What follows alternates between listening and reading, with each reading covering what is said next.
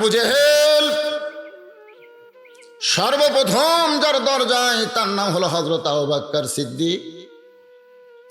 ডাক দিল আবু বকর। হযরত আবু বকর চমকে গেল, এত বড় নেতা সকালবেলায়। দরজা খুলে বলে, নেতা খবর কি? বলে, তুমি যে নবীর দল করো, তুমি যে নবীর কাছে কলমা পড়ে মুসলমান হইছ, তোমার নবী যে পাগল, তুমি কি জানো?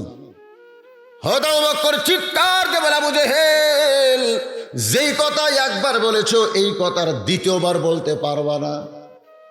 এভাবে হাত বার করছে, যে কথা একবার বলছো এই কথার দ্বিতীয়বার বলতে পারবা না।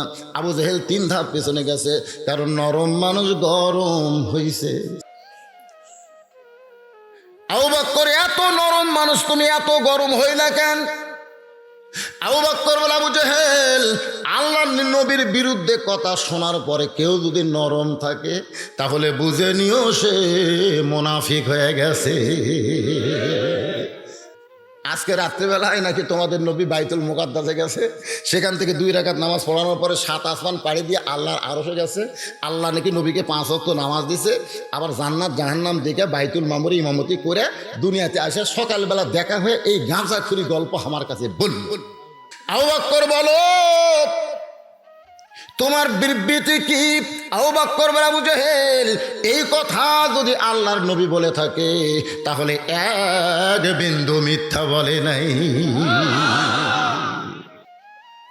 আবু বকর এক দৌড়ে গিয়ে দেখে নবী কাবার সঙ্গে মাথা লাগায়া ছোট বাচ্চার মতন কাঁদতেছে। কাবার সঙ্গে হেলান দিয়া নবীর 2 চোখ দিয়ে দর দর করে পানি পড়তেছে। পানি পড়ার কারণ হলো সকালবেলার দেখা মানুষটা তাকে পাগল কইছে। জোরে কান, কি কইছে? আবু বকর দৌড়ে গিয়ে রুমাল দিয়া নবীর চোখের পানি মুছে কপালে একটা চুমা দেয়, বলে, রাসূলুল্লাহ, এত বড় খুশ খবর, আপনি নাকি আজকে রাত্রেবেলা আল্লাহর আরশে গেছিলেন, আল্লাহ পাক আপনাকে নামাজ দিয়েছে, সে নামাজ নিয়ে ফেরত আসলেন। ওগো নবী, এই বছরটা হলো আপনার কষ্টের বছর।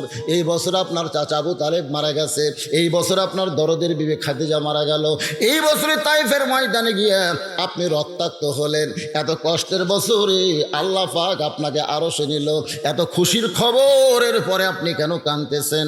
রাসূল বলে, আবু বকর, এই খবর তোমাকে কে দিল বাজান? আবু বকর বলতেছে, আবু জেহেল দিয়েছে। রাসূল বলে, আবু বকর, তোমার কি বিশ্বাস হয়? তোমার কি বিশ্বাস হয়?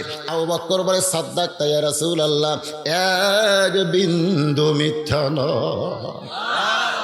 সঙ্গে সঙ্গে নবী দাঁড়িয়ে গেলেন, আবু বকরকে বুকের মধ্যে নিয়ে কপালে চুমা দিয়ে বললেন, বাজান গো, আবু জেহেল যখন আমার পাগল বলে চলে গেছে তখন থেকে আমার মনের বড় কষ্ট ছিল।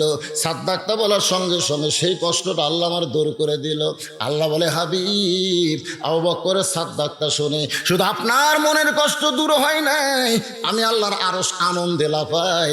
আজ থেকে শুধু আবু বকর নয়, আমি তারে সিদ্দিক ডিগ্রি দিয়া দিলাম।